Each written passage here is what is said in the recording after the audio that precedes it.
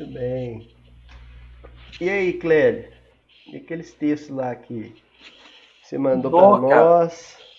Cara, eu achei, eu tive procurando aí por esses Ah, dias, vai falando que eu vou pegar o texto aqui, vai, com pode muito, falando. com muito sofrimento, eu tava procurando lá. Tinha um cara que eu ouvia bastante antes, né? Na época, antes, ele era bom. Era o Ariovaldo Ramos. Hoje o Ariovaldo Ramos tá Ah, é. meio, tá mais pra lá, né? Mais pra lá Vem do pra que pra cá. cá. Por isso que eu fiz questão dessa mão. Tá mais pra lá, pra esquerda, do que pra cá. Pra esquerda, pra cá. E aí, mas eu lembro de um estudo que ele fez uma vez sobre escatologia. Ele fez uma série de estudos, né, na igreja do amigo dele lá, do meu Barreto. Ah, A visão dele era bastante preterista.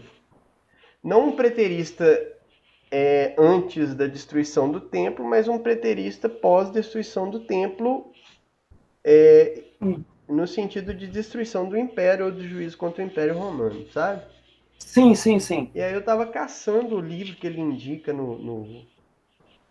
nas palestras dele lá, cara, mas eu custei achar, porque não tem mais a pregação dele no ar.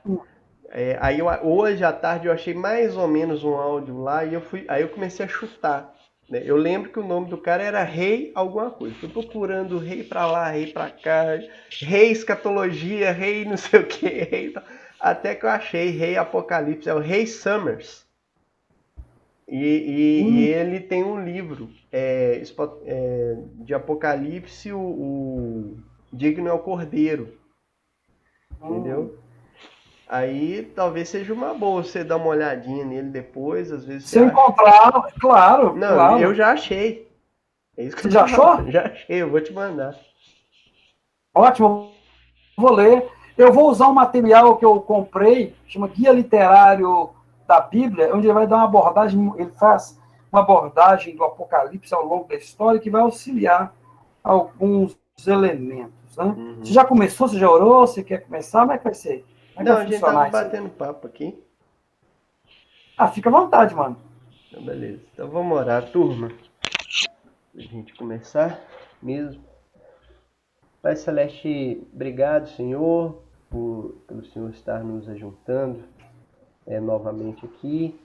Ó Deus, obrigado que o Senhor providenciou os meios para isso. Obrigado por esse material que veio ao nosso coração, ó Deus, que ele seja enriquecedor para nós, que a gente possa aprender um pouquinho da cultura, ó Deus, diante da qual o Senhor fez com que seus autores escrevessem e esses escritos chegassem até nós. Que o Senhor nos dê uma compreensão clara, que a sua graça hoje, ó Deus, de maneira especial, esteja nas nossas vidas, nos nossos corações, iluminando, ó Deus, dando entendimento para a gente poder compreender bem e para a gente poder também passar a abordar melhor a palavra do Senhor para nós, especialmente nesses livros tão extraordinários, de tamanha beleza, mas ao mesmo tempo de tão grande complexidade, que é os escritos apocalípticos, ó Deus. E nós pedimos então a tua graça, a tua bondade sobre nós, lembrando sempre, ó Deus, desse momento de pandemia, lembrando daqueles que estão lutando pelas vidas nos hospitais, médicos, enfermeiros, técnicos, todos aqueles que trabalham, lembrando, ó Deus, daqueles que sofrem nesse momento, ó Pai, lembrando também, ó Deus, dos nossos governantes, que o Senhor tenha misericórdia, ó Deus, que as decisões sejam tomadas para benefício do povo, e não somente para benefício de, de economia, ó Deus, em nome de Jesus, que o Senhor dê um equilíbrio, que o Senhor coloque, ó Deus, as estratégias corretas, em nome de Jesus Cristo. Amém. E aí, Bruno? Vai, você desligou a Eu tela? queria. Eu liguei agora. Aqui, eu queria saber das pessoas, né? Porque eu fiz algumas anotações da Ana Valdez, Uhum. né? Alguns pontos que eu achei interessante, para resumir o livro. Fiz algumas anotações do texto do Flávio José, né? Sim. E algumas e deixei esse ponto. E deixei também o material lá do Apocalíptica, né? Sim. A gente pode fazer alguma leitura. Eu queria mais, mas antes de começar a falar, para não ficar aquele negócio de ficar dando aula sem o feedback, eu preciso ouvir de cada um o que as dúvidas, os problemas, né, da leitura do texto. Não é um texto palatável, tipo assim, um texto facinho, gostosinho de ler, né? É um texto técnico, mas é o que a gente tem disponível. É um texto Não, é um bem, texto, um texto bem acadêmico, né, Cléber? Bem é um acadêmico. texto acadêmico, sem muita emoção, né? Sem muito momentos de alegria De enquanto você está conforto. fazendo a leitura. Mas é importante, sabe por quê? Para a gente ter a visão, outra visão, para não ficar essa visão puramente teológica, bíblica, puramente, né? Uhum. Emocional, da emoção. Por que nós paramos a leitura do Apocalipse? Então, fizemos esse parênteses. Primeiro, porque a gente sempre está falando que o Apocalipse, na verdade, ele é um estilo literário. Quando a gente fala que é um estilo literário, não significa que nós não estamos dizendo que ele não é inspirado. Então, primeiro, nós somos cristãos e nós cremos na inspiração dos livros do Novo Testamento. O Apocalipse é um livro inspirado, a comunidade reconhece o Apocalipse como palavra de Deus. Então, esse livro ele possui relevância para a vida da igreja. As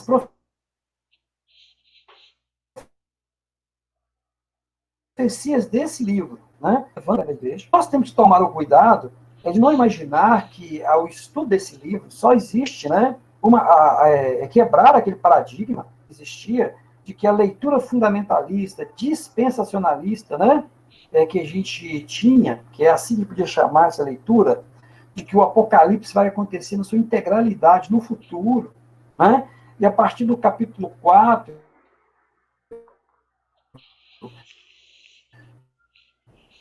vai ser vários eventos de destruição do planeta, e que aquilo, essa visão, ela não se sustenta, né?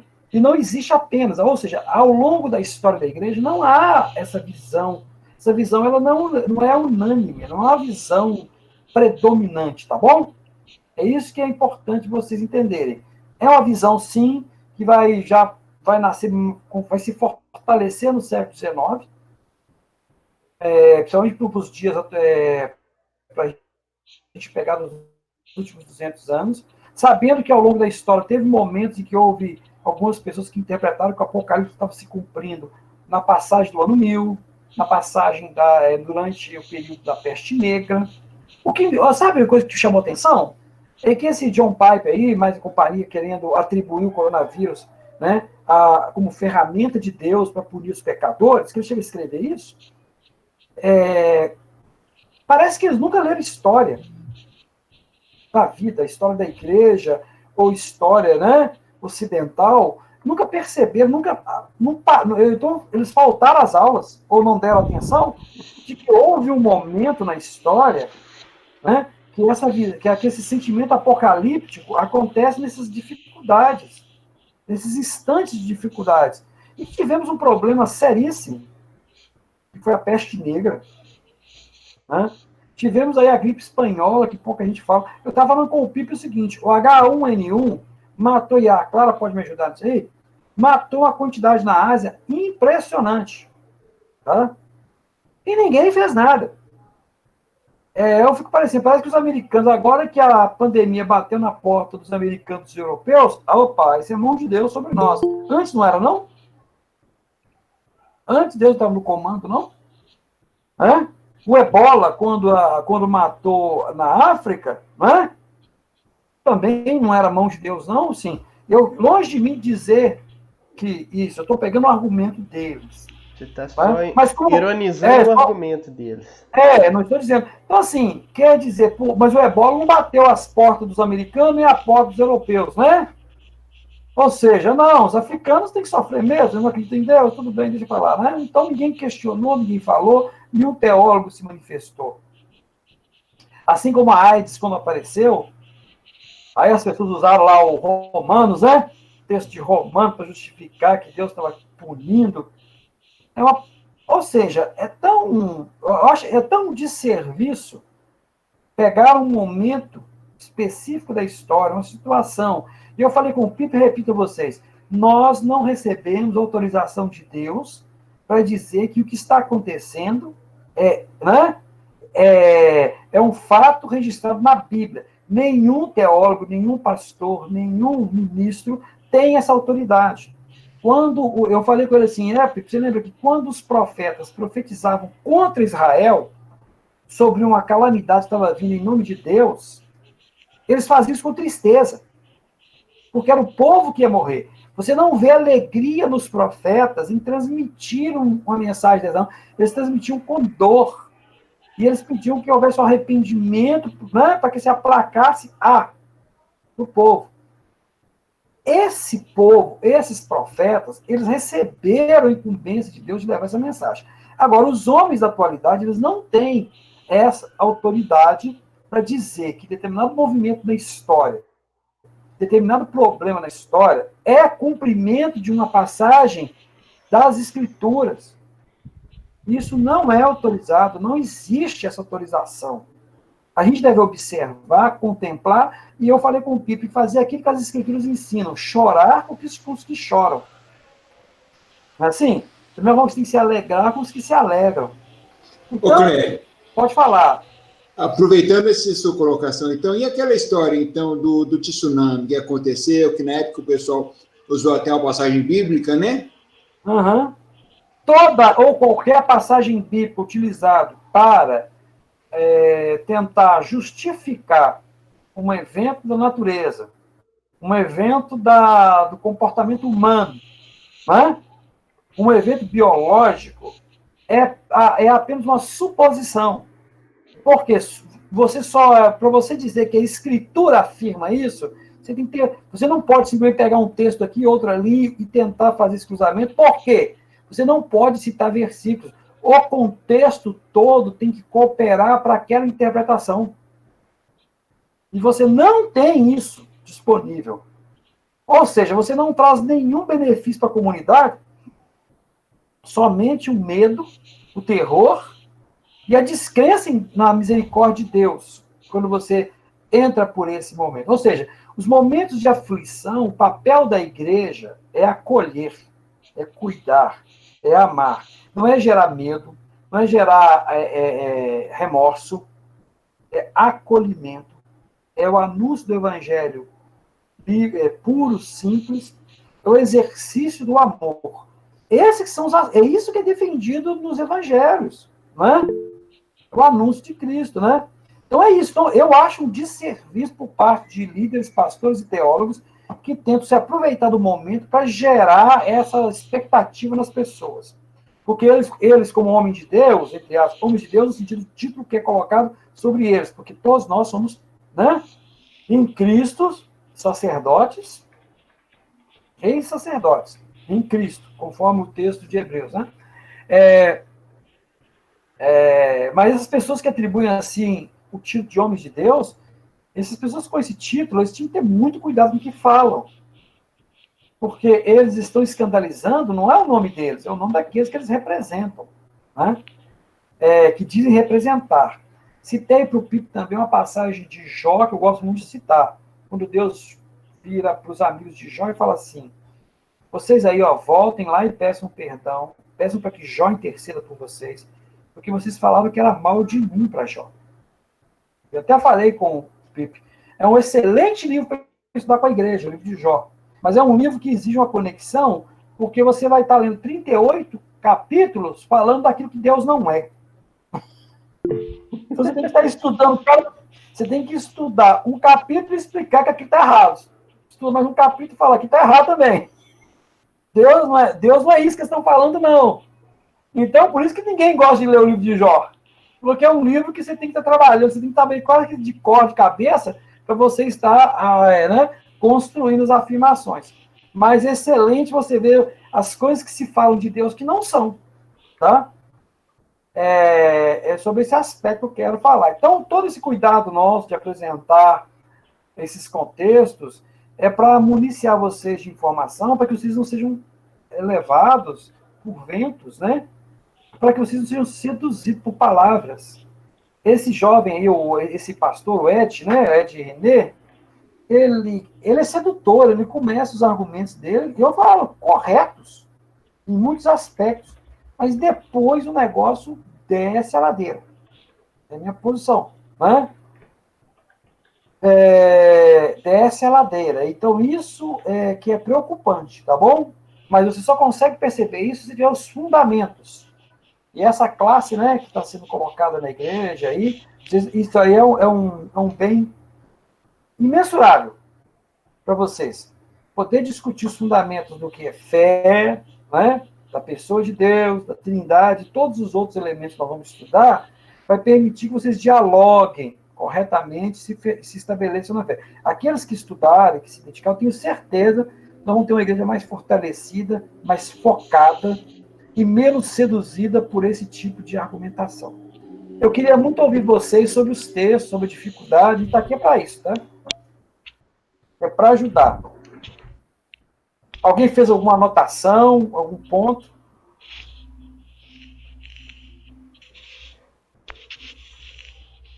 Pode falar, gente. Ô, Clério. Fala, querida. Clélio, nós lemos a Valdez, né? O texto da Valdez. Todo. Agora, a Apocalíptica, nós lemos até um certo ponto. Só que, assim, eu achei bem complexo, é bem técnico mesmo. Sem emoção nenhuma. Nenhuma. É bem complicado para entender, assim. A gente entende alguma coisa, mas... Então, eu prefiro ouvir você fazer uma explicação para que, pelo que a gente leu, a gente ter um entendimento, ver se aquilo que entendeu mesmo, do que eu fazer uma pergunta, entendeu? Tá bom. Eu gostaria de ouvir. Ok. Ô, Bruno. Sim. Como é que eu faço para jogar o texto aqui na tela para todo mundo ver? A minha tela.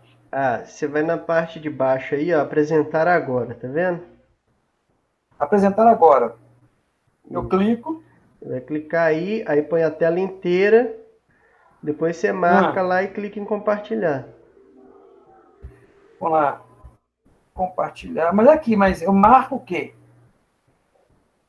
Eu marco o meu texto? Não, você marca a sua tela. Aí. Isso. Compartilhar. Tá bom, agora como é que eu jogo o texto aqui? Não, aí se você jogar o texto na sua tela aí, na sua tela do seu computador, ele já vai aparecer aqui para nós. Vocês estão vendo agora? Já. Tô vendo aqui. Tá todo mundo enxergando? Tô vendo ele aqui já. Então eu posso continuar. Olha só, queridos, vocês podem me interromper, por favor. Eu fiz algumas anotações aqui do texto da Valdez e vou falar algumas coisas, e cada coisa que vocês não entenderem, por favor, me interrompam.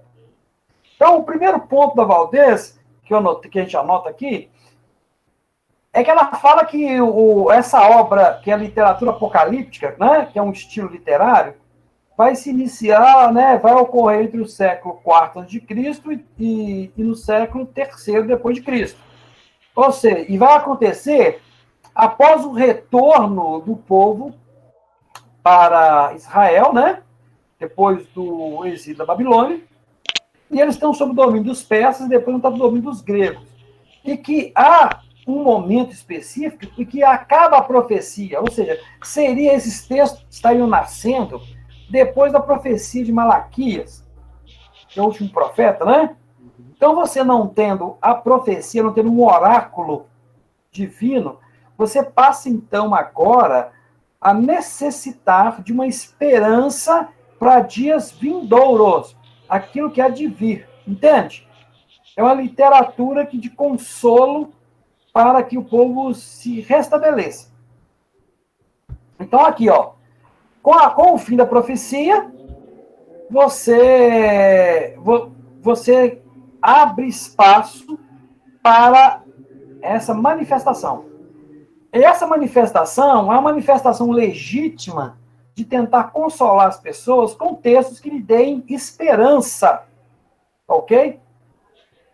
E essa esperança é dada também através de um recurso que chama-se pseudoepigrafia, que é atribuir esse texto a um autor antigo, Enoque, Moisés, né?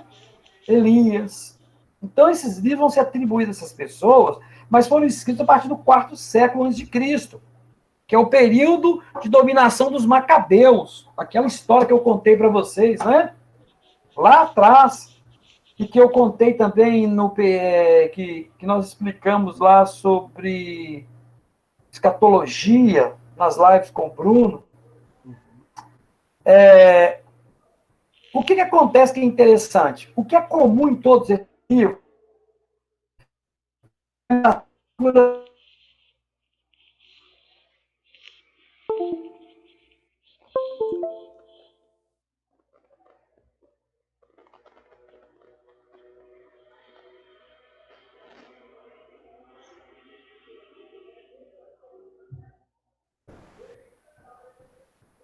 Ô, Bruno, você tá aí? Caiu aqui pra mim.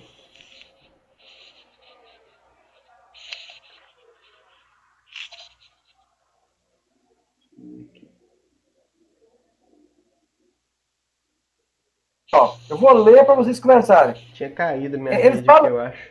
Aqui, ó.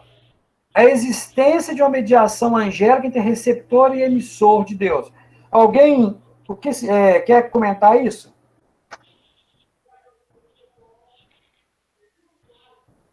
O povo, Uma dúvida? O povo vai ficar esperando falar. Ah, não, aí não é justo. Eu nem sei se eles estão aí. A não ser esses que estão com o videozinho ligado, aí eu fico vendo, né? A Aline G, a Letícia Félix, né? Pelo menos não sei se vocês estão aí, né, meninas? Vocês estão aí. Aqui. Não, eu e o Simara, né? E que estão sempre comigo, o Luigi, né? Eu vou explicar a vocês o seguinte. Essa questão da figura angélica, todos os... Tem mais, o Jonas aparece aí. Valeu, Jonas. Obrigado pelo apoio. Né? Essa questão da figura angélica funciona assim, queridos. Né? Sempre tem a revelação a uma pessoa, um anjo, para ser intercessor diante de Deus. O que acontece com João? Não é assim que acontece com João? João tem uma visão, se prostra, aí tem um anjo que fala para ele levantar e vai conduzindo ele para ver as coisas que vão ocorrer. Daniel ora, aí de repente chega um anjo, informa para ele as coisas, vai mostrando. Ei! Todos os textos apocalípticos. Quem leu Enoque vai ver que Enoque também tem um anjo lá explicando as coisas para ele. Isso é uma característica seguinte, porque o homem não pode conversar diretamente com Deus. Então ele tem que ter um intermediário. Né? O intermediário é um anjo, tá? Que vai apresentar as coisas. Então, isso é uma característica da literatura, né, apocalíptica. Então, você tem um Apocalipse, igual eu falei, nós cremos que o Apocalipse é a palavra de Deus, nós cremos que o Apocalipse é inspirado, nós cremos que há coisas no Apocalipse que se cumprirão, né? Principalmente a volta de Jesus, que é descrita, né, ali dentro. Mas o estilo, a forma e as figuras são de uma estrutura literária que era comum para os judeus e que só foi encerrada no 3º século. Então, vamos continuar. Existe a incidência da protologia. O que é protologia? Seria o estudo das coisas iniciais. Como é que nasce a Terra, como é que é o Sol, como é que se dá a criação do universo, como é que se dá a criação do homem. Tá bom? Também, nesses textos, tem coleções de histórias do passado e profecias já cumpridas, que chama ex eventum, né? Profecias que já se realizaram. Se você pegar lá os textos, por exemplo, estou tentando aumentar aqui para ajudar vocês, por 150, para todo mundo enxergar, é o melhor que eu posso fazer. Vai ter também a salvação presente através do conhecimento. Vai ter uma crise escatológica, perseguições e levantes, sublevações, né? sublevações. Isso você vai ver, por exemplo, no Apocalipse. Quando fala do dragão que correu atrás da mulher, daquela luta dele contra os santos, não é assim? Vai ter um julgamento e destruição, pecadores e opressores, elementos naturais e seres de outro mundo, em uma salvação de final de tempo, escatológica, que passa por alterações cósmicas, atenção, e pela ressurreição. Você notou que essa pessoa, ela não é cristã, tá bom? Ela está fazendo uma análise da literatura. E essa última passagem aqui foi o último capítulo que o Bruno estava lendo. Quando o anjo está pondo o pé, aquela questão do sol, são questões que envolvem o cosmo e envolvem questões diretamente com as pessoas. São características. Então, se você pegar alguns livros que nós vamos citar aqui, quem quiser pesquisar, e se eu tiver alguns, eu repasso para vocês, e se vocês lerem esses textos, você vai encontrar esses elementos lá dentro. Mas não são textos canônicos, tá bom? E tem uma grande diferença, que nós vamos falar daqui a pouco, entre esses textos e o livro de João. Né? Esses textos acabam com instruções específicas. Você está lembrado que João fala assim, guarda o que está escrito nesse livro, né? Ou então escreve tal coisa, e mande para as igrejas tal. Exatamente. Né? Aí no último que nós lemos, não escreva o que os trovões falaram. Aí tem uma narrativa conclusiva, tá aqui, tem a descrição do modo como o vidente volta ao seu mundo, o que pode pelo acordar ou pelo regresso à Terra, tá? Eles só lê. Esse gênero literário pode perfeitamente ser o resultado da aprendizagem escolarizada. Opa, faltou um Ezinho aqui. E não do resultado de inspirações divinas. Ela diz o seguinte, que existe um grupo de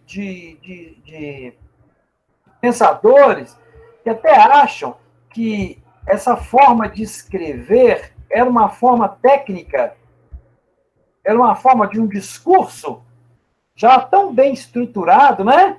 Que já havia uma escola. Alguém quer escrever de uma forma, né, alegórica para chamar a atenção das pessoas em que pontos? Nós somos o povo de Deus. Primeiro ponto. Deus luta por nós contra esses helênicos, que seriam os gregos e depois os romanos. Nós não temos força de vencê-los, mas Deus virá com seus exércitos, lutará conosco, no final. Vamos ser perseguidos, porque nós servimos a Yahvé. Mas ele virá, o seu escolhido virá, com um grande exército, vai lutar, vai vencer, e Israel vai ter a sua independência e vai se livrar dos gentios. Ok? É aí que está a grande diferença dos apocalipses judaicos do apocalipse de João. Porque Jesus não vem lutar contra os gentios, não vem lutar contra as trevas. Vem lutar contra o mal. Vem lutar contra o império que domina, né? Que tem dominado e seduzido os homens. E no final, Jesus não vem para reinar na Jerusalém terrestre, mas é a Jerusalém celestial que desce. No final. Essas são as características que diferenciam. O povo que é resgatado não é Israel, mas é toda a igreja, composta de homens de todas as línguas, povos, nações e tribos. E também Israel, pelos 144 mil. Então, esse povo, Deus vem para livrar o povo. O que acontece com o Apocalipse é que tem várias camadas de ilustrações, né? E de símbolos, que você não sabe que ordem que eles estão. Se são apenas... Entrelaçado, né, Clélia? Entrelaçado. Você não sabe... Ninguém consegue definir qual evento que começará primeiro, a não ser aqueles que são narrados. Vem as trombetas, depois vem as taças, né? Tirando essa sequência, você não sabe quando um vem primeiro que o outro. Você pode ver que são grupos de eventos, as trombetas, as taças da ira, os ais, não é assim? sempre com números simbólicos, ou 3, ou 7. É bem estruturado, ou seja, vai haver um tempo, o povo de Deus passa por dificuldades, mas ele, no final, é cuidado por Deus. Ou seja, nesse ponto aí, a mensagem de João usa do estilo, mas o conteúdo é diferente. Perceberam o que acontece? O estilo de contar a história é igual ao texto dos judeus apocalípticos. Só que... Então, Cléio... Pode falar, querido. Então eu fico na dúvida em questão do Apocalipse ser algo que ainda vai acontecer no futuro, entendeu? Porque a gente sempre vem discutindo aqui, né? Eu, você, o Bruno e todo mundo, né? Sobre a questão, e aí você fala agora, né? Sobre quais os fatos que virão primeiro, qual que virão depois, né? E a gente fica na dúvida, então, sobre fatos que se o Apocalipse é um verbo futuro mesmo. A gente discutiu isso várias vezes aqui, mas acaba martelando e vai martelar por um bom tempo, entendeu? O que eu digo para você é o seguinte, querido, é o seguinte, o Apocalipse existem coisas que vão acontecer, e eu te digo qual que vai acontecer. A vinda de Jesus.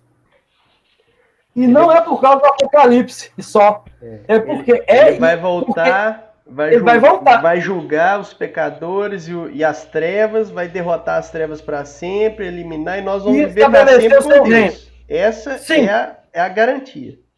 É a garantia. Por que eu digo isso? Porque essa garantia, ela não está escrita apenas em Apocalipse. Ela vai ter o seu eco nos outros livros, nos evangelhos, nos textos de Paulo, né? Nos textos das cartas gerais. Na teologia, você deve sempre optar pela solução mais simples e deve optar por uma solução que seja recorrente em outros textos. Entende? Aquilo que você não consegue simplificar e aquilo que você não consegue encontrar com recorrência, você deve humildemente se inclinar diante das dificuldades, né? E se contentar com aquilo que Deus nos deu. E ter a dignidade de dizer que nós não temos certeza, né, quanto a essa passagem. Ok, querido? Mas todas as passagens que nós estamos diante dela, que nós não temos as respostas, a gente tem teorias, não a resposta. Que nós temos teorias, elas não são impactantes para o plano salvífico. Elas não são impactantes para a mudança do caráter do ser humano. Elas não são impactantes para a sua comunhão com Deus. Elas não são impactantes para a sua mudança de postura. Elas estão ali, elas têm um significado, a gente leva um tempo a perceber e para se acalmar, né? Como tem muitas teorias, umas são mais aderentes, outras não, umas respondem mais, outras respondem menos, mas essas dificuldades, seja no Apocalipse ou qualquer outra passagem, a gente sempre tem que ter essa humildade, tá? O teólogo, o professor, o pastor, que tenta dar resposta para tudo dentro da Bíblia, e principalmente no Apocalipse, é para se desconfiar dele. Uma pessoa que fecha, né? Que fala, não, é assim e tal. Não, isso aqui é muito claro, isso aqui é assim. Especialmente nesses textos complexos, cara, é complicado. Isso aí eu sempre falo também, né, Cléber? Porque não é, cara, não é simples. Você vê, nós estávamos caminhando a linha, muito influenciado pelos comentários que eu tinha. Aí o Cléber chegou acrescentando muito mais coisa, né? E aí agora nós estamos parando, porque a gente precisa ter mais fundamento ainda sobre a literatura para a gente poder seguir para frente. Então, na verdade, a única certeza que a gente tem é a volta de Jesus. Sim, e ela é confirmada do início ao fim, né? Não, você tem algumas certezas, do julgamento também. Do julgamento.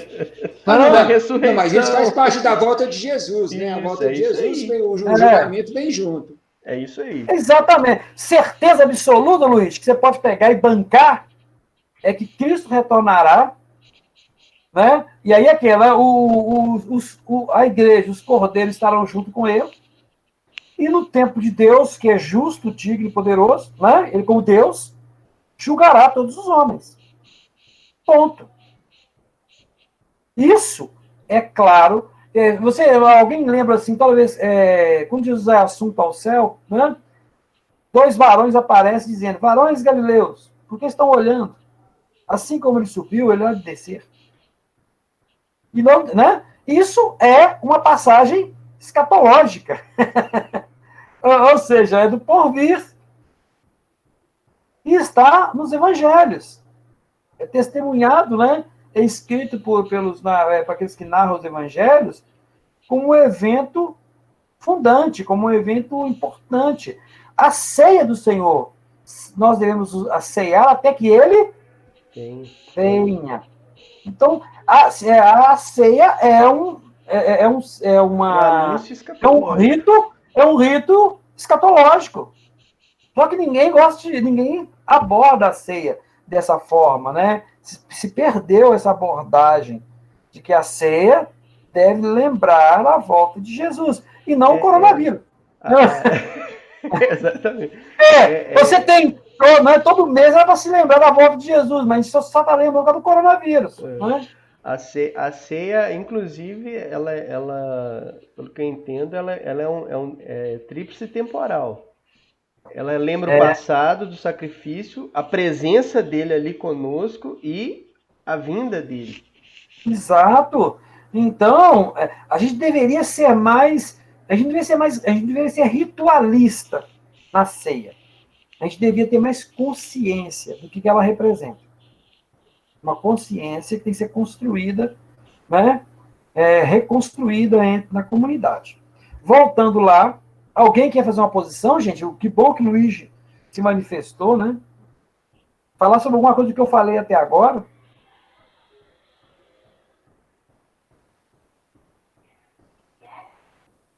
Alguém pode trazer uma água para mim, gente? O povo é tímido. Então tá bom. Então eu vou continuar aqui no texto.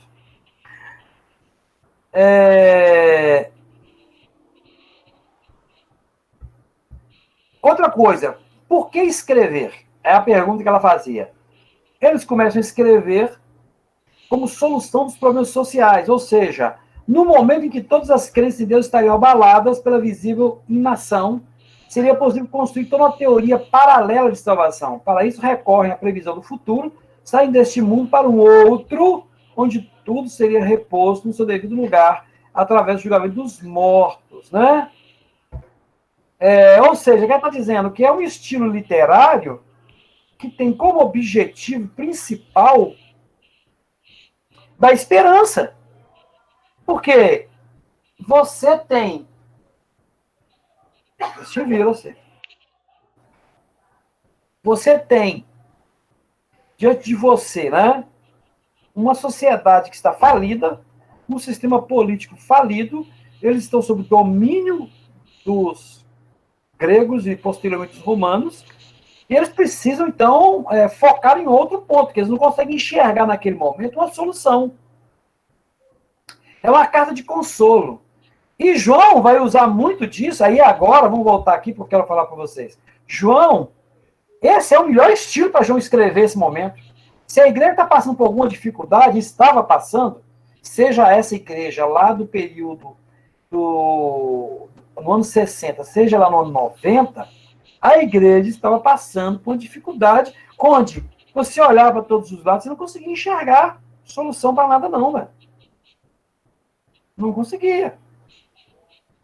Então, é um texto muito apropriado.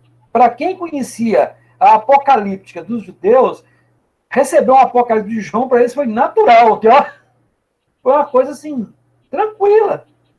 Porque fazia parte dessa cultura, receber esse tipo de texto. Para nós, a gente fica louco tentando descobrir o que eles estão falando. Para eles, soava de maneira compreensível. Tanto que fala, aquele que entende, né? Que ninguém está entendendo nada. Mas eles entendiam. Aquele que entende, ouça o que o Espírito diz às igrejas. Você não está entendendo nadinha de nadinha. Você notou que aqui, ó, é até bom falar com vocês. Vocês notaram que o Apocalipse inicia com uma questão temporal local? Quando ele fala com as 7 igrejas, ele está resolvendo um problema local, não um problema do futuro. Não é? O problema daquela época. É um problema. Eu até acredito que a ideia de 7 igrejas tem a ver com a plenitude toda a igreja cristã, mas naquela época. A princípio naquela época. Eu não imagino apenas aquelas 7 igrejas ali pontualmente. Até porque na Ásia Menor tinha outras igrejas muito fortes. Tinha Colossos do lado. Tessalônica que não foi colocado. Né? Então eu vejo aquele 7 ali mais como toda a igreja, mas daquela época. Sim. Mas observe que eles tinham eles estavam com dificuldades. Sim. Né? Sim. A dificuldade era evidente, né? Exatamente. O gênero judaico. O gênero judaico é diferente do gênero cristão. Aqui, o gênero judaico apareceu no período pós-exílio. O fato de não dispor de autonomia política favorece o movimento de grupos reacionários. Entendeu? É uma literatura de revolta da dominação estrangeira que serve para expor formas de atuação contra este estado de coisas, ao mesmo tempo que enfatiza a existência de um juízo final e de um mundo para além do terreno. A revolta do ano 70 não acabou de todo com o Apocalipse, pelo contrário. Na realidade, abriu-se a porta para que esses textos começassem a ser redigidos pelos rabinos, passando a haver menção às temáticas do messianismo e esperança escatológica. O que a escritora quer dizer, né? Quer dizer o seguinte, que mesmo a destruição do Templo de Jerusalém para os judeus, tá bom? Uhum. Continuou mantendo firme a visão apocalíptica, que é uma visão mais para o povo, uma visão imediata, onde apareceria um líder para resolver a questão. Tanto que eles continuaram, né, com pequenos grupos se rebelando até a rebelião de Bar Kokhba, né, que vai ser a última e vai terminar naquele evento que eu falei com vocês. Ô, Cléber, uma pergunta. Como assim períodos cronológicos, se a gente não sabe quando vai acontecer os fatos? Onde que você viu períodos cronológicos? Aqui, volta o texto lá. Estou nele. Aqui, profecia, ex-evento, uma identificação das idades e o período cronológico. Item 13. Não, item 13? Vou chegar lá. Tá. Perdão. Então, eles estão falando, daqui eu vou continuar, tá, Luiz? Te respondo. Tá bom. A revolta nos 70 não acabou, não é tudo bem. Para os cristãos, isso aí então para os judeus, para os cristãos, o fato do Messias já ter aparecido leva uma nova ênfase ao presente, ao passo que os judaicos mantêm uma pedra no toque no futuro. Para os cristãos, a primeira vinda de Jesus, né, resolve algo que não está resolvido para os judeus. Mas aí eles se mantêm agora firmes na sua segunda vinda, é claro, né? Ela aqui vai dizer o seguinte, que isso acalma os cristãos, mas não acalma, porque os cristãos ficam, de certa forma, motivados com a volta de Jesus, tanto que Tessalonicenses, né, há todo aquele problema da iminência da volta. Vamos lá. Chegar no... Só comentar um pouquinho esse problema, que eu acho que é interessante, né, para não ficar Pode falar. vácuo. Da iminência da volta é que os gregos, eles já não gostavam muito do trabalho manual, né? Então eles acabam aproveitando, né? Jesus está voltando mesmo, então nós não vamos trabalhar mais não. Pode ser também. Um lado é aí, né? Mas... Tá todo mundo aí, não tá? Tá todo mundo aí. Voltou, o Bruno voltou. O meu corpo. Aqui. Agora atendendo ao Luigi aí, 13. A profecia, né, ex eventum, uma identificação nas idades ou período cronológico que lhe dá o dito caráter histórico. Advém da da experiência histórica do povo judaico, que usa o misticismo como forma de compreensão e de descoberta do seu destino.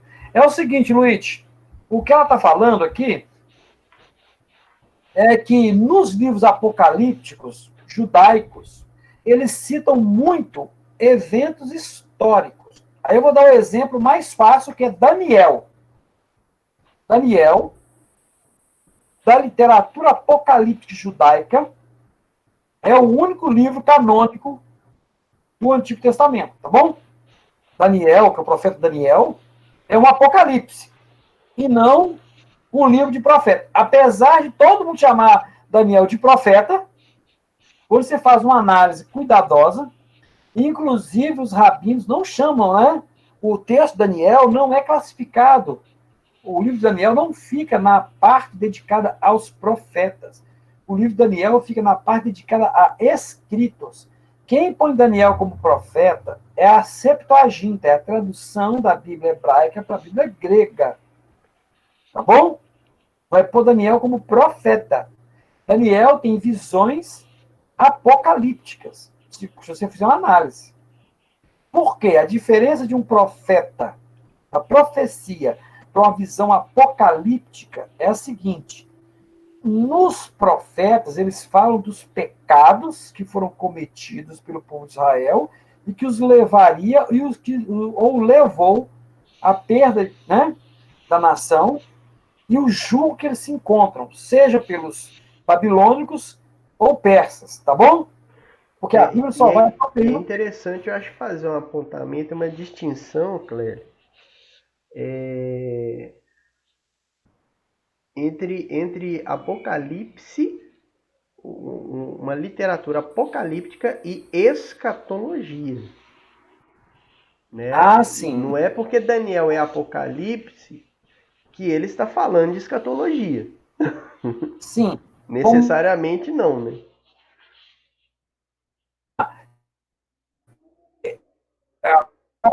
A diferença de literatura apocalíptica de escatologia. Escatologia é o estudo das últimas coisas. Você tem vários textos escatológicos na Bíblia. Toda vez que se menciona o porvir, a vinda de Cristo, o estabelecimento do reino, é uma leitura escatológica. Quando eu falei que a ceia é um rito escatológico, é porque ela anuncia, né, ela deve ser realizada até que ele venha. Esse até que ele venha é sempre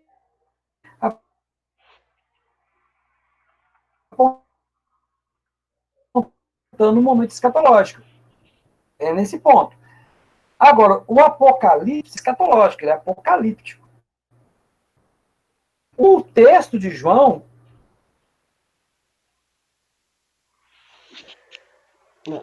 é apocalíptico.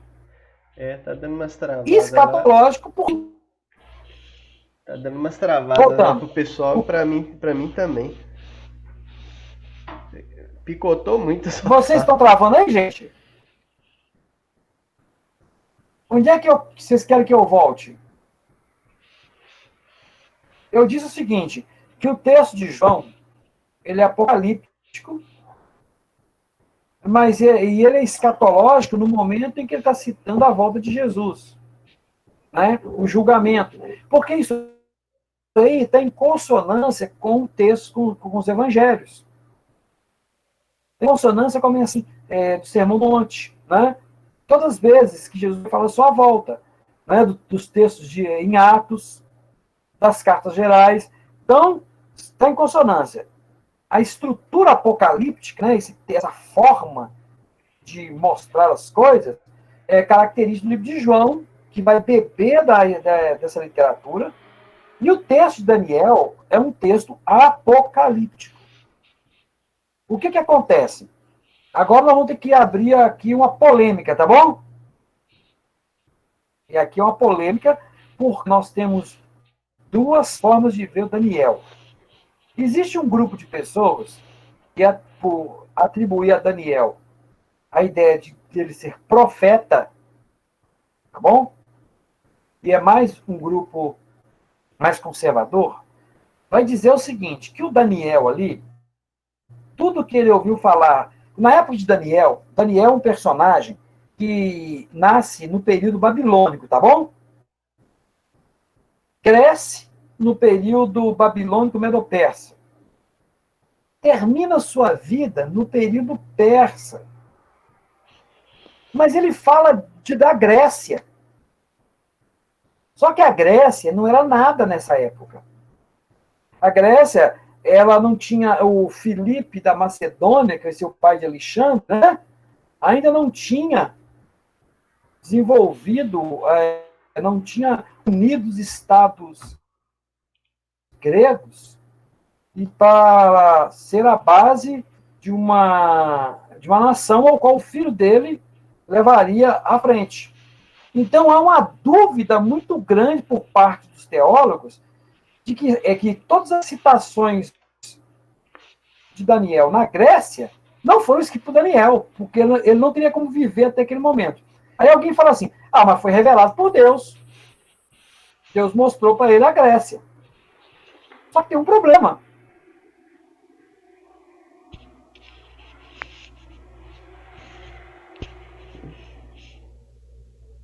Os textos apocalípticos, esse que é o texto de Daniel não fala apenas da Grécia. O texto de Daniel fala dos reinados depois da queda de Alexandre o Grande, da região, que é Ptolomeu, Seleucida, e o terceiro, que é lá que cuida da Grécia, eu nunca guardo o nome dele. Tá? Não, eu guardo mais desses dois. É o Babilônio, Medo-Persa e grego. Agora, nós temos os Seleucidas e os Ptolomeus. Exatamente. Os Seleucidas e Ptolomeus são dois, Seleucida e Ptolomeu eram dois generais que cuidaram, então, do Oriente Médio, do Egito e da Palestina, tá? Que são o foco do nosso estudo. Os outros ficaram cuidando de regiões próximas à Grécia, a gente nem lembra deles. Eles não influenciaram a história. Então, por causa dessas questões, de Antíoco Epifanes, da abominação, então muitos historiadores questionam a autoria de Daniel, o Daniel, personagem que a gente conhece, dessas partes para frente. Então, Luiz, o que fala? Todos os apocalipses falam de coisas passadas. Era característica da literatura. Viu a diferença de apocalíptico para escatológico? O escatológico fala de coisas que virão a acontecer. O apocalíptico fala de coisas que aconteceram, que foram em função da vontade de Deus e que vão ter um fim. Olha só. E a escatologia fala exclusivamente do fim. Mas para a escatologia, o fim de todas as coisas é a vinda do Filho do Homem. É a vinda de Jesus. Né? É o julgamento. Esse é o final. Você está aí, Bruno? Estou aqui. É eu só apaguei a câmera aqui por causa da transmissão. Tá. Mas uma coisa que eu pensei aqui que é interessante. Quando o texto de Apocalipse vai no ápice ali, que é o dia do julgamento, as figuras desaparecem um pouco. Ele é mais direto. O Satanás vai ser preso, ele vai ser solto, vai julgar, depois Deus vem e derrota ele, julga todos, e aí volta de novo a figura, que aí já é da Jerusalém, né? Exatamente. Então, a diferença é essa. O Daniel é um texto escatológico, construído numa sequência, onde vai ter uma sequência de nações que estão caindo, e não pensa você que isso acontece a partir do momento em que o Daniel recebe aquela oração, que ela faz aquela oração que o anjo diz que Miguel fala, né, que o príncipe da Pérsia o segurou durante 21 dias. Né? Não é isso, não. A situação acontece, sabe que hora, gente? Sabe quando quando Nabucodonosor constrói um ídolo de ouro para ser adorado? Já começa por ali. Você lembra do sonho né? Era uma estátua que tinha cabeça de bronze, de ouro, prata, bronze, ferro. Isso tudo são figuras de reinos que se estabelecem. Reinos que querem ser adorados por Deus. Porque quando tem aquela história que Nabucodonosor diz que todas as tribos, nações e línguas batessem os tambores, tocassem os pífaros, que se ajoelhassem diante da estátua. Essa cena é semelhante ao período de tribulação que é citado em João, porque não adoraram a imagem da besta e não lhe prestaram culto. Né? É isso. Na verdade, todo o texto, aí no final depois repete quando o Daniel, já ancião, é jogado na cova dos leões.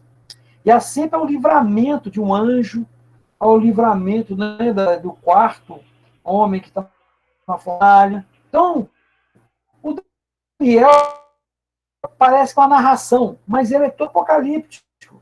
Tá? Então, o estudo de Daniel é um estudo controverso,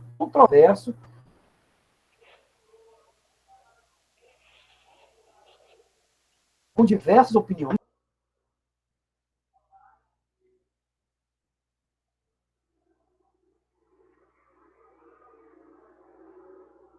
Tá? Não, deu uma travada grandona agora aqui para mim. A nossa visão tradicional de Daniel como profeta, deu? Deu.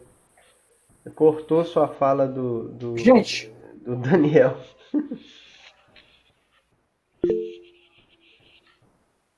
meu Deus, travou. Eu falei o seguinte, que o Daniel, né, ele... Meu Deus, eu perdi, tá, Bruno?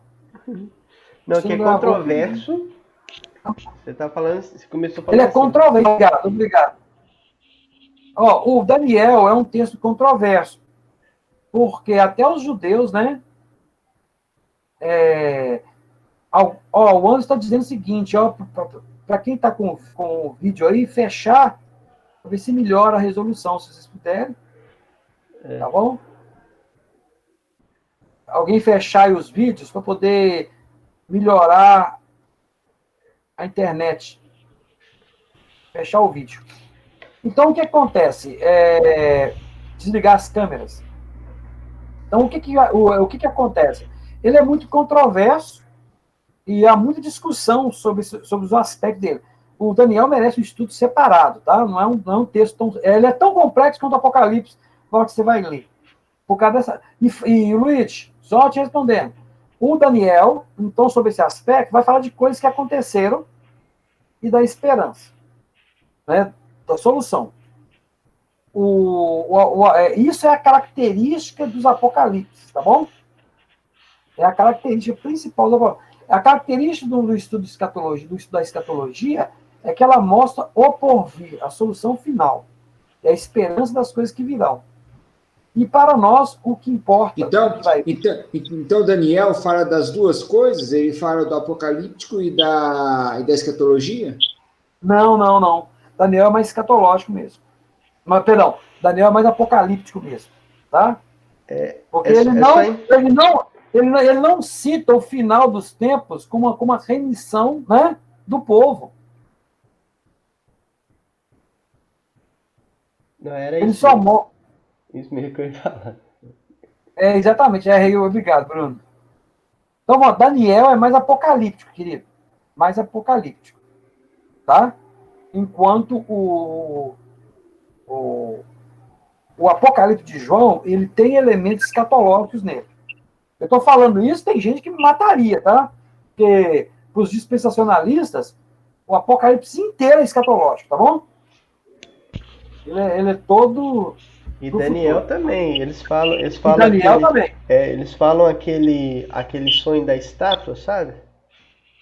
Exato. Eles falam que aquele sonho da estátua ali é o milênio. É o milênio. Ô, Clédio. Agora vamos... Sim, quem está falando? Gustavo. Fala, Gustavo. Essa semana tô lendo Ezequiel, ele tem umas similaridades que parecem bastante com o livro do Apocalipse. Sim, Ele claro. seria um livro apocalíptico, já que ele fala Ele tem passagens apocalípticas, tá? tem passagens, né? Tem passagens sim. Mas Ezequiel é profeta. Por que ele Profeta, é profeta? Porque ele fala dos pecados de Israel. entendi. Porque Porque uma similaridade. localiza Ezequiel, só um instante aqui. Localiza Ezequiel.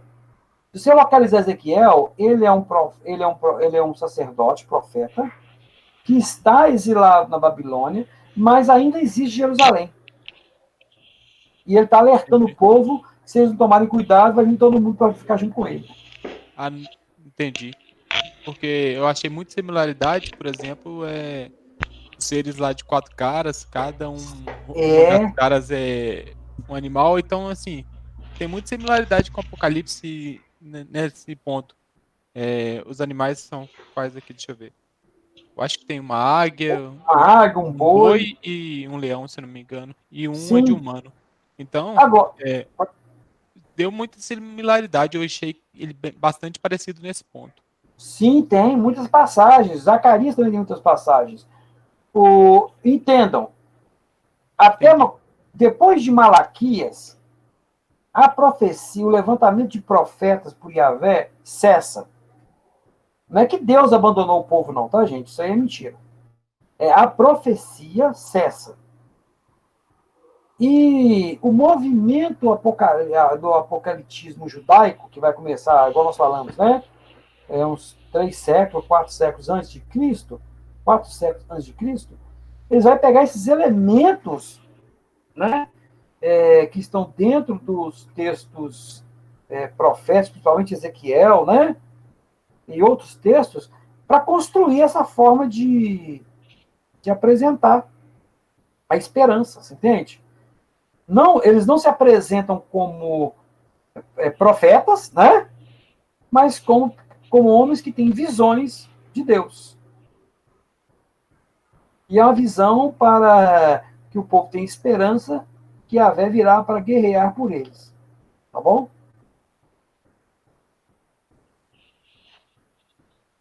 Eu estou sozinho? Não, né? Não, tá não. Eu Então tá entendi bom. agora. Ah, tá Obrigado. bom. Ah, não, estou aqui. Tá bom, eu tô voltando aqui, gente. Ó, voltando pro texto. Tá todo mundo vendo o texto, né? Item 14. Sem pormenores históricos, mas com escatologia política e ou cósmica, exclusivo do universo cristão, caracterizando pela presença de uma escatologia de caráter público. Vamos lá. Deixa eu só. Aqui ele está falando, ela está falando, né, sobre as características do Apocalipse do Novo Testamento. Não é do Novo Testamento, é do período. Os textos escatológicos, né, depois de Cristo. Vamos explicar para vocês. Existem os apocalipses judaicos, existem os apocalipses cristãos. Se você acha que o Apocalipse de João é o único, você está enganado. Existe, né, o Apocalipse de Pedro, que vai falar até como é que é o inferno, suas camadas, tá? Muito da mitologia cristã sobre o inferno vem desse texto do Apocalipse de Pedro. Tem um texto que chama O Pastor de Hermas, que também vai fazer um apocalipse parecido com o Apocalipse de João, tá? O Apocalipse de São João, o teólogo, que é outro, então não é o São João do texto bíblico, mas o teólogo, e o Testamento do Senhor. Esse eu não conheço não, tá? Esses textos aqui são apocalipses muito parecidos com o Apocalipse de João, mas que não foram considerados canônicos pela igreja. Não é porque a igreja não quis, não, gente. É porque possui heresias e ensinamentos falsos, tá bom? E não foram inspirados. E por isso a prova de não serem inspirados também. A Renata leu esse Pastor de Hermas. Eu lembro que ela... Eu nunca li, mas eu lembro que ela falou que ela leu na faculdade e tal, e que o texto é muito bonito, é muito rico. É bonito. Fala da igreja, é bem Fala da interessante. igreja. Fala da igreja, mas fala também dos últimos dias, como que as pessoas, o que vai acontecer com as pessoas. Pastor de Ervas, eu acho que eu tenho essa cópia. Eu acho que eu tenho quase todos aqui, desse material. Depois você olha na minha pasta que eu te compartilhei, né, Bruno? Eu acho que tem lá.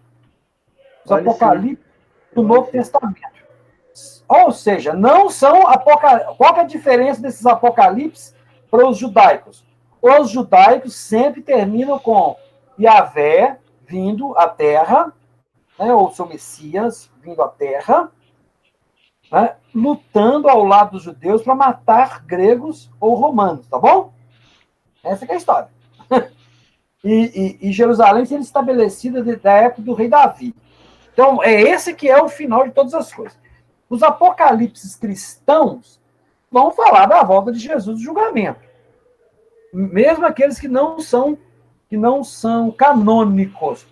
Um texto, quando ele não é canônico, é porque ele possui dentro dele algum ensino contrário às Escrituras. Seja do Antigo Testamento, seja do Novo. Alguma coisa que não combina. Motivo pelo qual as comunidades não o consideraram, não entendiam como texto inspirado. Aqui no 15, existe um tipo de apocalipse, tá? Tanto judaico e cristão, que eles falam de escatologia pessoal. É só mesmo um momento de contemplação daquele que está recebendo a visão, sabe? É uma visão bem mística, bem mística. E essa pessoa vai descrever esse momento místico de estar encontrando indo para os lugares celestiais. Esdras, tem o Esdras, o testamento de Isaac, o testamento de Jacó, aí vem as perguntas de Bartolomeu e o livro da ressurreição de Jesus Cristo por Bartolomeu, o apóstolo. São apocalipses focados na pessoa, né, do seu contato estático com o mundo espiritual. Tem um grupo de apocalipse que não tem pormenores históricos, né, mas tem com escatologia política e cósmica. O que é escatologia política? Quando eu falo escatologia política cósmica, é dizer assim, o final dos tempos, né, como é que estaria ali algumas coisas.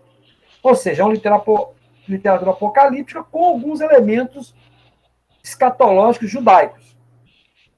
É o Enoque, as parábolas de Enoque, que estão dentro dele mesmo, o livro das luminárias celestes, segundo Enoque, o testamento de Levi. Né? Na parte cristã, encontramos 4 obras que prevê a destruição do mundo. E uma delas é a Ascensão de Isaías, o Apocalipse de Paulo, o Apocalipse de Esdras, Apocalipse e Visão da Virgem Maria. Nunca li esse final. Tá? Eu nunca tive a oportunidade de ter esse texto em mãos.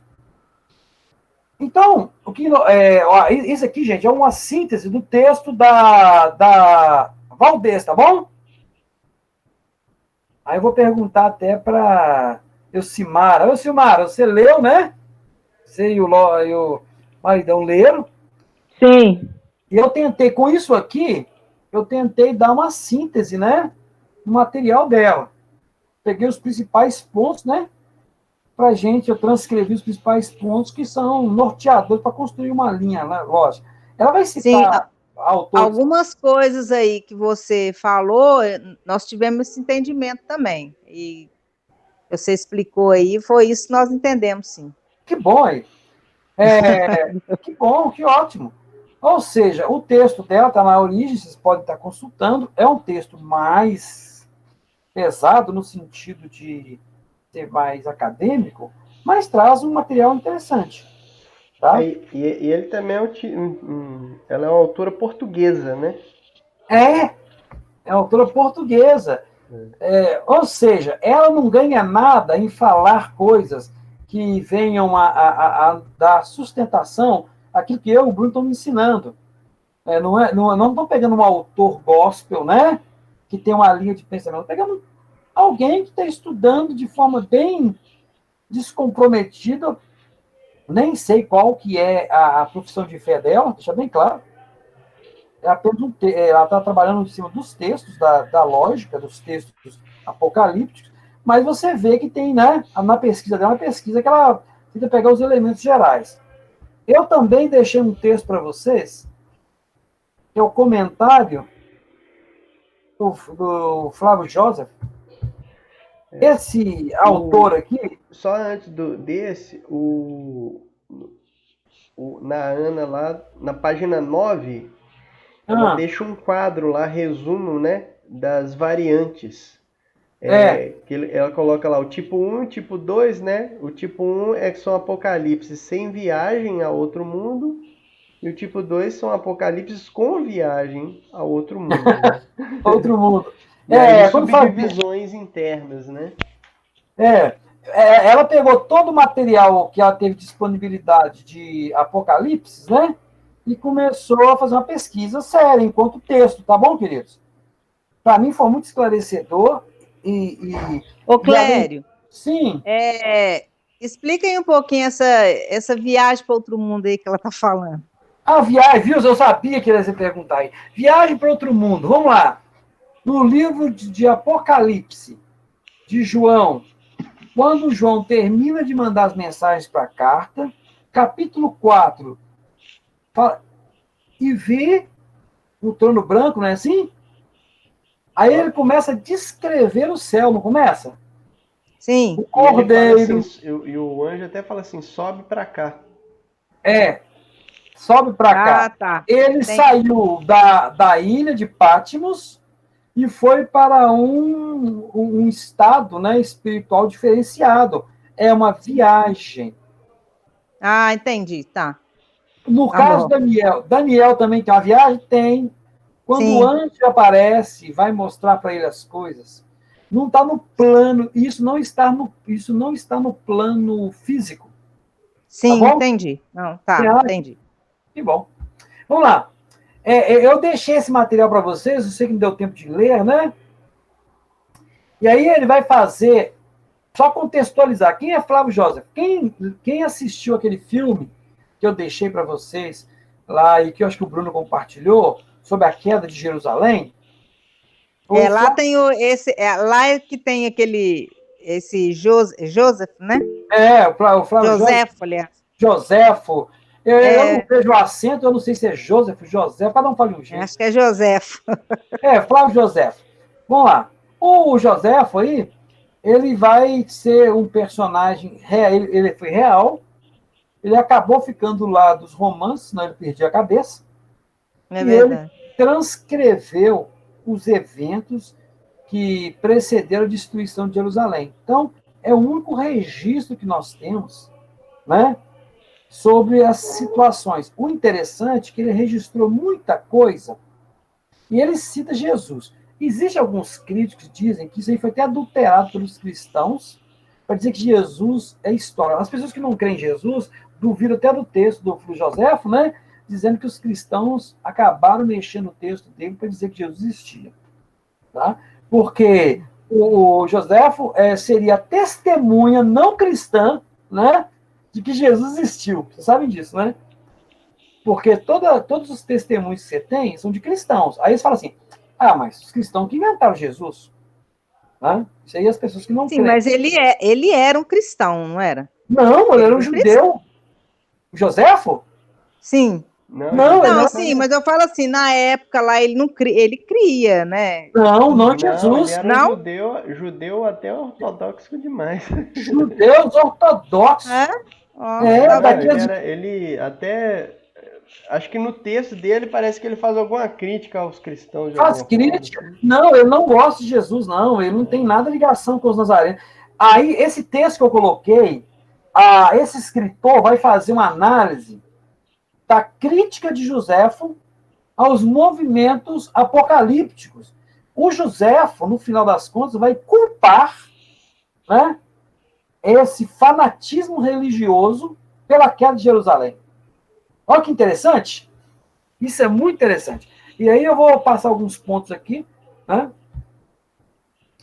Ô, Bruno, eu falei com o Pipo, que assim que terminasse, eu ia ligar para ele, né? De repente, se quiser, você dá uma chamada nele aí depois. Nós três, a gente termina essa conversa aí do texto aí, né? Se você quiser participar. Não, beleza. Né? Beleza. Que assim que terminar aqui é para a gente dar um toque nele. Tá. Já vamos lá. Voltando aqui o material, comentário de José. O Apocalipse, aí esse autor vai reforçar algumas coisas da Ana Valdez. O Apocalipse é um gênero de literatura revelatória, né? De uma estrutura narrativa na qual a revelação é mediada por um ser do outro mundo, a um receptor humano, revelando a realidade transcendente, que é simultaneamente temporal na medida que busca essa relação escatológica e também espacial na medida que envolve outro mundo. Ele está dando um conceito geral. Aí tem uma frase aqui que ele tirou do Joséfo. Olha o que o Joséfo fala. E além desse, havia outro grupo de malfeitores, né, de mãos mais puras, intenções mais ímpias, mais impuras, tá? Que contribuíram tanto quanto os assassinos para o fim da paz da cidade. Mentirosos, impostores, fingiam inspiração divina ao pretenderem mudanças revolucionárias e persuadiam a multidão a agir de modo insensato, guiando-os ao deserto sob crença de que lá Deus lhe mostraria sinais de salvação. Estão ouvindo o que eu estou lendo? Ele falou que havia um grupo, que na época essas pessoas estavam enganando o povo, dizendo que eles seriam, né, salvos por Deus. Então ele é um crítico feroz a pessoas que eram ligadas ao movimento apocalíptico, tá? Pelo contrário, ele é um crítico feroz. Ele fala que agora também... agora deu para... Né? No filme lá deu para enganar um pouquinho. Olha só.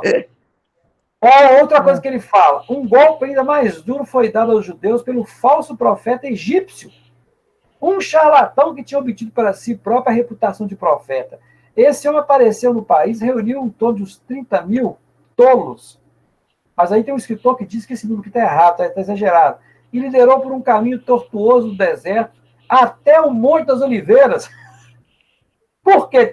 Tem uma profecia de Zacarias dizendo que o Monte das Oliveiras é um negócio, né, gente?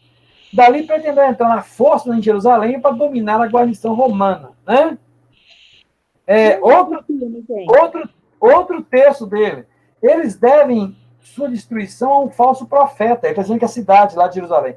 E naquele dia proclamou ao povo da cidade de Deus que mandara subir ao monte do templo para receber sinais de sua salvação. Vários profetas naquela época foram subornados pelos tiranos. E sabe o que ele alega? Que o povo, para o povo continuar lutando contra os romanos, olha só para que servia esse material. Para o povo continuar lutando contra os romanos, muitos dos líderes incentivavam as pessoas que eram consideradas como profetas a falar que Deus estava com eles, dizendo que tinham recebido visões, né? E que era cumprimento desses textos apocalípticos, e que eles se preparassem que Yahvé ia aparecer naquela hora para lutar por eles. Ou seja, o Flávio José vai dizer que foi a irracionalidade cristã. E aí, eu achei muito interessante, Bruno, porque cumpre exatamente aquilo que Jesus falou no Monte das Oliveiras. Muitos virão em meu nome, dizendo, ali está o Cristo, ali, mas não acredita não, isso é tudo mentira, vai embora, correm. Você lembra dessa passagem em Marcos 13?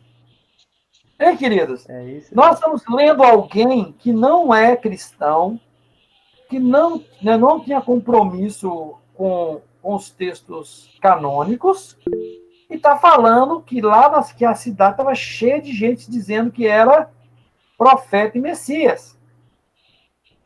E você vê que Jesus, lá em Marcos 13, ele faz questão de falar o seguinte, vai chegar um tempo que aparecerão falsos profetas, não é? Falsos mestres, mas vocês fujam, tá? E aqui o Joséfo vai dar quase que um testemunho a favor desse pensamento nosso. Refletindo sobre essas coisas, a morte de um certo Jesus, olha como é que ele fala de Jesus, né? De um certo Jesus tido como louco e que passava os dias a pregoar aos berros a ruína de Jerusalém, né? Ó, viu a diferença aqui? Vemos que Deus se importa com homens, mostra seu povo por meio de todo tipo de sinais o caminho da salvação, enquanto a sua destruição é devida a loucuras e calamidades geradas por eles mesmos, né? Então, essa citação aqui que ele faz de Jesus, hein? Uma citação interessante que eu guardei, porque no final ele vai falar. Um certo Jesus tido como louco que passava os dias aos berros a pregoar a ruína de Jerusalém. E Jesus pregou realmente a destruição, né? Aí ele fala que o caminho é que Deus se importa com os homens, mostra seu povo por meio de todo tipo de sinal. Olha aqui, ó. O caminho da salvação enquanto sua destruição é devida a loucuras, calamidades. Ou seja, até um louco como está o de Jesus falou que o negócio estava pegando por lá deles e ninguém entendeu, né? Ele está dizendo que Deus estava até usando um homem desse para poder falar que ia ser destruído, e mesmo assim o povo pensou loucura, crentice. Acabou provocando destruição do povo. Muitos escritores vão questionar, né, o texto do Flávio Joséfo, dizendo que ele não é confiável e tudo, né, porque ele faz uma profecia para Vespasiano, mas é um dos textos antigos que vão falar de Jesus sem ter relação com Jesus, sabe? Ele não chegou a ver... Então, ele não é citado, ele não diz que viu Jesus, nada disso, mas ele sabia dos casos, ele considerava que todo esse movimento do apocalitismo, que fazia com que o povo tivesse uma esperança no porvir, mas não no porvir sobre o governo de Deus sobre o mundo, mas no porvir de que Deus viria para livrar Israel do domínio de gregos e romanos, do mundo helênico. Tá bom? Eu deixei esses dois textos para vocês e fiz esse resumo. Tem um material também aqui, ó, da Apocalíptica, né? A gente pode deixar para a semana que vem, não é, Bruno? Se for o caso. Esse Apocalíptica, eu achei ele muito parecido com a da Valdez. Você achou, né? Mas aqui ele só vai dando algumas passagens e fala de alguns livros, né? Isso. Eu falo o seguinte, vocês, por favor, leiam a Apocalíptica. Semana que vem o Bruno retorna ao texto. Se tiver alguma coisa nesse texto do Apocalíptica que vocês querem que a gente explique, né, Bruno? Uhum. Aí explica. Ele vai falar sobre a estrutura até da palavra, né? Calipto. Cobrir, esconder, ocultar, velar. Vai citar algumas passagens em grego do Novo Testamento. Ele aqui, diferente da Valdez, ele dá mais referências, né? Uhum. No texto. Vai falando mais das palavras, né? Eu achei interessante. Outra coisa que eu achei interessante, quem está aí me acompanhando na tela, ele vai citando passagens do texto bíblico e de outros textos, né? Até de Macabeus aqui, olha. E aqui embaixo tem uma coisa que eu achei legal. Ele vai citando também agora os apócrifos. Olha só o que diz esse apócrifo aqui, ó. Os patriarcas. Quando pastoreava nossos rebanhos em Abemaú, veio a mim o Espírito de sabedoria do Senhor, então os céus se abriram. Isso é uma citação de um apócrifo. Os céus se abriram e o templo glorioso descerá sobre ele. A santificação com a voz do Pai. Olha que bacana! Você tem um texto aqui num apócrifo que fala do templo de Deus descendo, tá vendo? Uhum. Ou seja, a ideia lá da cidade de Deus descendo não é nova para eles.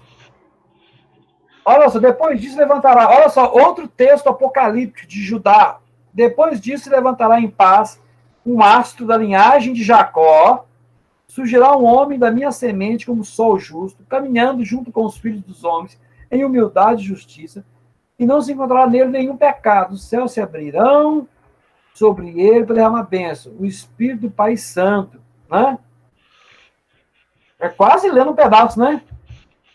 Nos manuscritos do Mar Morto, olha só, sairá um broto do toco de Jessé, e brotará sua raiz um rebento, né? É uma citação quase que semelhante de Isaías. Então, ele vai fazer esse trabalho aqui, ó.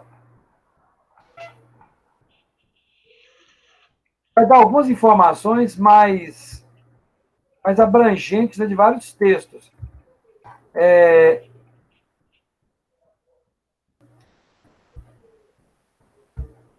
Olha só, o Von Hart, que é um escritor que a gente lê, né, no contexto da teologia, um comentário, acredita que Von Hart, que Apocalipse já parece estar enraizado de maneira particular nas tradições da sabedoria. E ele vai citar, né, que Daniel, por exemplo, é citado como chefe dos sábios, Enoque, o escriba justo, né? Esdras é considerado o escriba da ciência. Isso é já a visão do Von Hart de que o livro, que a literatura apocalíptica deveria ser um ramo da literatura de sapiensal, literatura de sabedoria. É uma visão que ele tem, ele dá algumas referências aqui. Aí ele vai entrar, então, sobre testamento e arrebatamento, que vocês seria bom vocês lerem. É importante, ele acrescenta algumas informações. Aqui ele vai também chegar num ponto aqui, vai falar dos principais livros canônicos, né? Aí pega aí, ó, o livro Etíope de Enoque, o livro dos 12 patriarcas, quando teria sido escrito, né? Período, os jubileus, Salmos de Salomão, Assunção de Moisés, mas foi um fariseu que escreveu. Essa Assunção de Moisés aqui é um negócio doido. É nesse texto aqui que está aquela passagem que Judas fala de que o corpo de Moisés foi tomado. Havia uma briga entre o arcanjo e o adversário, né? O arcanjo Miguel e o Satanás. Não, vocês sabiam que essa passagem não está em Deuteronômio, né? Isso não aparece em Deuteronômio. Isso só é citado no Novo Testamento, na Carta de Judas. E é possivelmente origem. Ele está citando uma passagem desse texto. E aí você fala assim, puxa vida, então, como é que eu faço? Se a Bíblia está citando um negócio que não é canônico. Atenção, o Judas ali está citando como fonte de conhecimento. Gente, não sejam rebeldes. Não sejam rebeldes, porque a rebeldia é uma coisa que não agrada a Deus. Se levantando assim. Então, lembra daquela história lá de que lá de Moisés, que nem o arcanjo não quis proferir palavra, mas só repreendeu? Né? Bem, se o arcanjo Miguel, que tinha toda a autoridade para fazer isso, não quis se levantar, né, contra o outro, que já é um condenado, né? Por que nós vamos nos rebelar assim? Então, na verdade, está dando um exemplo, né, bem extremo, para chamar a atenção. Ele usa da linguagem do povo, da sabedoria popular, como ensino, né? Como ensino. Mas não que ele está ali validando aquela informação. Autenticando o texto. Por que eu estou dizendo que não está validando? Porque não está escrito no Deuteronômio, que é o último livro onde Moisés morre. Não existe essa citação lá. E vocês lembram que eu falei? Quando uma passagem ela não tem uma sustentação em outros textos, você não deve considerá-la, a princípio. E para somar, existe um texto apócrifo da época de Judas, né?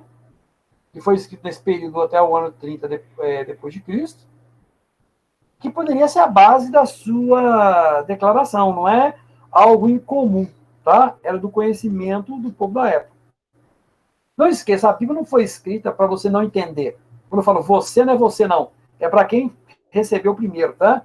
Ela foi escrita para trazer uma informação. Sempre foi escrito para informação. É nós que não conhecemos todos os detalhes.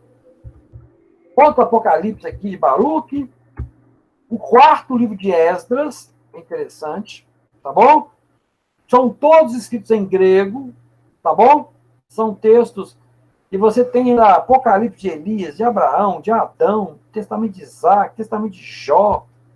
Tem para todo mundo. Se você quiser ler bobagem, né? Você tem. Se você quer viajar bastante da maionese, você tem. É claro que esses textos aqui, a gente está brincando falando isso, mas eles acrescentam se você souber tirar aspectos da cultura judaica e do pensamento judaico. Se você não vai para esses livros com essa intenção, aí eu nem recomendo que você leia. Você está perdendo seu tempo.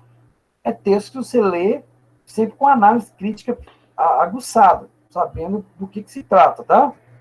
Não são textos que você vai indicar para um novo convertido, não é nada disso. Então, assim, eu recomendo que vocês leiam todo esse material do Ayrton. Recomendo. Vai acrescentar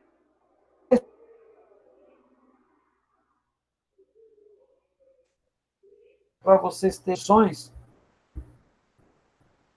Estou saindo aqui, tá? Vai dar condições para vocês terem um panorama geral de literatura apocalíptica. Como são muitos textos, quem quiser especializar nisso vai gastar uma energia muito grande, tá? Mas, de repente, é interesse de alguns aí. E você tem que ler isso para entendê-los. Você vai ver vários símbolos do Apocalipse sendo usados nesse texto, aí você vai fazer ligação. Puxa vida, isso que já foi usado lá atrás. Então, o João está utilizando de um argumento que era conhecido deles, né? Tá bom. É assim que você tem que ler, tá bom? Você não tem que ler, Venol. Mas será que isso aqui não é inspirado por Deus? Não. Se você for com esse coração, eu recomendo que você não vá. Não vá. Isso, em vez de te ajudar, vai te confundir. E não oriente pessoas que não têm uma base a estudar isso também, não. Isso só é importante para quem quer aprofundar, tirar dúvidas, né? Evitar interpretações fantasiosas. Tem muita revelação de gente aí, ó, neopentecostal, que está mais... Acho que eles devem ter lido alguma coisa disso aí e foi revelado, tá? Não é não, Bruno? Não, Tem uns trem neopentecostal aí que parece que tá lendo apócrifo antigo aí. Tem. O trecho, nesse texto aí do Ayrton, tem um trecho lá dos anjos que fizeram... Aí ele é explícito, né? Dá uma lembrança que parece que é o texto antes da Arca de Noé, né? Ali. Sim. Porque a forma é muito parecida. Só que lá fala, é mais explícito, que eles tiveram filhos com as mulheres e nasceram gigantes. Só que lá, em Gênesis, dá a entender que gigantes pode ser uma força de expressão. Em Enoque, ele fala que é gigantes de 30 mil côvados, ou seja, gigantes mesmo. Nasceram homens imensos. Agora é o seguinte, agora deixa eu falar algumas coisas com vocês, né? Quando a gente está estudando o texto semítico, o texto antigo da Bíblia, você tem que estar um pouco aberto, por causa das limitações em que cada um está construindo. Esse texto é um texto muito antigo. Mesmo que ele tenha sido, assim, compilado na Babilônia, alguns dizem, né? É uma tradição antiga que foi compilada bem posteriormente. Mesmo assim, e aí qualquer um que tiver dúvida, não fica com vergonha de me perguntar, tá? Mesmo assim, tem influência dos semita, daquela região da Mesopotâmia, descendo ali. Todas as culturas semíticas têm mitos sobre seres celestiais se envolvendo com os seres humanos. Eu vi uma análise uma vez super interessante, dizendo o seguinte, olha o que o cara falou, que aqueles descendentes, já viram quando está citando os descendentes de Caim? Dizendo que um deles criou a música, Tubal-Caim, né? O outro criou, acho que é Tubal-Caim, se eu estiver errado, me corrija. O outro criou Tubal-Caim é do ferro. Eu sei que teve um deles que criou a música, o outro construiu instrumentos de corte, né, ferramentas. Você vai vendo o seguinte, puxa vida, só a turma de Caim que trabalhou, que desenvolveu tecnologia. Você não vê os filhos de Sete serem citados como criadores de nada. Sete é aquele que vive, né, do cuidar de Deus, da natureza, de cuidar dos rebanhos, né? Não desenvolvem nada. Mas os filhos de Caim desenvolvem. E aí teve um cara que fez uma abordagem que me chamou a atenção. Assim, foi muito bem, foi muito original. Sabe o que ele fala? Ele vai e pega os filhos de Caim e realinha os filhos de Caim, dizendo o seguinte, que depois dessa narração, que essa narração bíblica é muito semelhante, sabe ao quê? A muitas classes de deuses dos povos antigos. Havia o Deus que criava o ferro, havia o Deus que cuidava da plantação, havia o Deus que cuidava, né, da música. E ele fica dizendo o seguinte, que pode ser, isso é uma teoria, esse é um pensamento do cara, de que a narração bíblica de Caim, sobre os filhos de Caim, foi passada para os outros povos e eles mudaram a narração, chamando esses homens de deuses, porque eram homens que viveram muito tempo, né? Eram dos primordiais, né, daqueles que estavam mais ligados à descendência de Adão, eram especiais. E que isso deu a origem a todos os deuses, porque ele compara as mitologias egípcias, cananeias, semitas e de outros povos e descobre que sempre tem os mesmos deuses. Assim, tem as mesmas pessoas com as mesmas funções, mudando só os nomes. Então ele entende. Ele até inverte algumas. A ideia dele diz que as nações que vieram depois, né, transformaram esses personagens, que seriam, né, em deuses, que acabou influenciando toda a ideia desses povos antigos. Então, essa questão dos semitas, aí, essa questão de que os anjos desceram e ficaram com as mulheres, isso é muito mais antigo que se imagina. E está dentro da cultura semita, sim. É da cultura semita. Tem uma história do épico de Gilgamesh que fala também do dilúvio, né? Que o dilema de Gilgamesh é buscar a vida eterna. E aí ele encontra um cara que tinha vida eterna, mas é interessante que a narrativa do dilúvio de Gilgamesh é muito semelhante à narrativa de Gênesis. Agora, muito semelhante. Semelhante, mas não é igual, não. Cara, isso é muito interessante, porque ao mesmo tempo que ela é muito semelhante, ela é muito fora. Por exemplo, muito diferente. Fala que enquanto Gênesis dá um detalhe dos tempos do dilúvio, lá falando, o dilúvio durou 7 dias. A arca deles também tinha os animais, só que era uma arca cúbica. Se você pensar na possibilidade, uma arca cúbica não flutua na água. Ela vai ficar girando lá. Então eles iam virar um liquidificador dele, né? Entendeu? E a arca de Gênesis já é em formato de caixa, né? E a diferença é que nele, né, é tudo pelo capricho dos deuses. Isso, pelo capricho dos deuses. E não por livro. Não por livramento. É curioso que no final fala assim no texto, que aí, da mesma forma, o Noé sai, oferece o sacrifício para Deus, né? E Deus aspira o aroma suave, mostrando que Deus aceitou aquilo ali. Mas o Gilgamesh, o cara lá que sai, ele oferece, fala que os deuses estavam morrendo de fome. E aí eles se juntam como moscas em cima do sacrifício ofertado para ele ali. Aqui, existe, só para encerrar, essa ideia da necessidade. Olha, alguns filósofos defendem que Deus existe por causa do homem. Que é o homem que cria Deus. Como uma necessidade que o homem tem de resolver problemas que estão fora do seu controle. Então, Deus é uma projeção da mente humana. Então, uma boa parte dos filósofos, né, defende essa ideia do conceito de que quem sustenta Deus é o homem. Olha a inversão dos negócios. E aí você teve alguns filmes aí alguns filmes no cinema que retratam essa ideia. E tem uma série de TV também que retrata essa ideia. Os Deuses Americanos, você viu aquele filme, aquela série? Não, American Gods, ainda não. American God.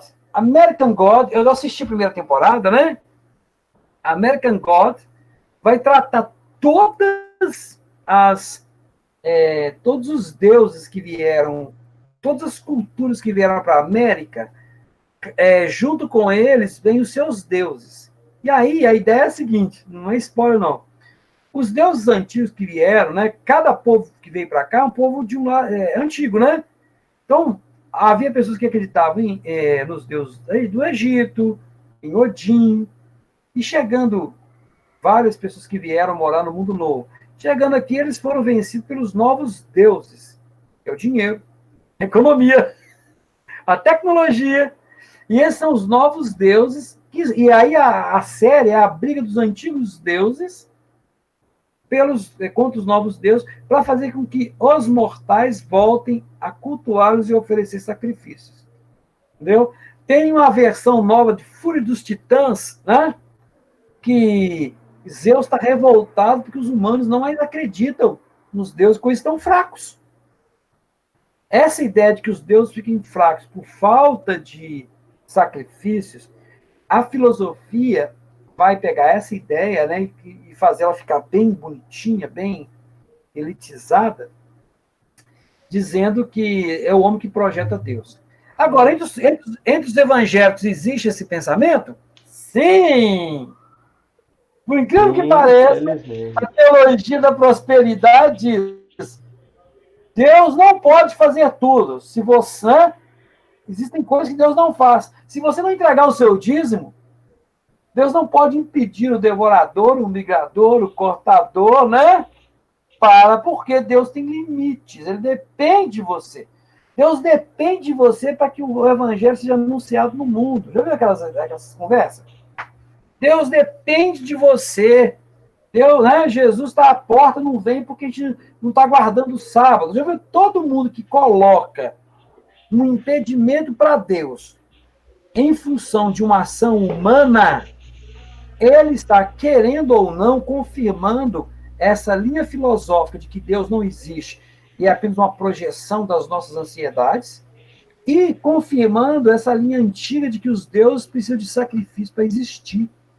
E aquela filosofia que fala que você não precisa fazer mais nada, a graça já foi o suficiente? Não, isso não é filosofia, não. Isso é uma linha que muitos pregam. Não, isso não é filosofia, não, tá, Luiz? Isso aí é uma linha teológica que a gente vai discutir em outro momento, não, né? No modo de dizer, né? Eu falo essa tese que muitos levantam, né? Mas essa outra linha é o outro extremo que a gente chama de graça barata. É outro extremo. Isso aí já é... Na nossa escola de fundamentos, vai ter uma disciplina que vai trabalhar, né? Sobre a questão... Sobre essas questões.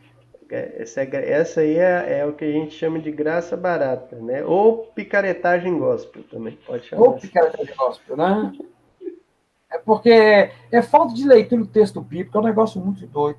Você lê o que quer. Esse é o problema. As pessoas leem o que querem para justificar aquilo que já acreditam.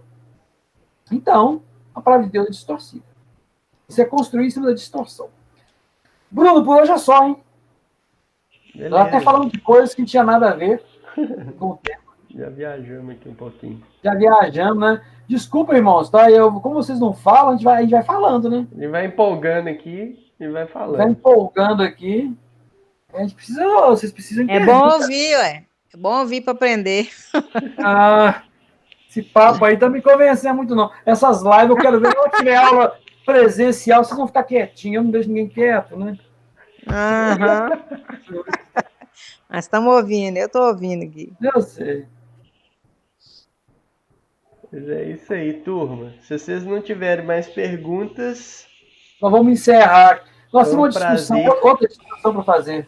É o seguinte, fala quem pode, ouve quem precisa. Eu acho que tem gente dormindo há muito tempo, só esperando terminar para poder desligar. Tchau! Tô ouvindo E, assim ó, aqui. já tem gente que já tomou banho, já tomou café, já foi na cozinha, já fez tudo, voltou, né? Mexeu com o cachorro, ó, não teve até agora. Eu não vou falar mentira, não. Lanchar, eu lanchei.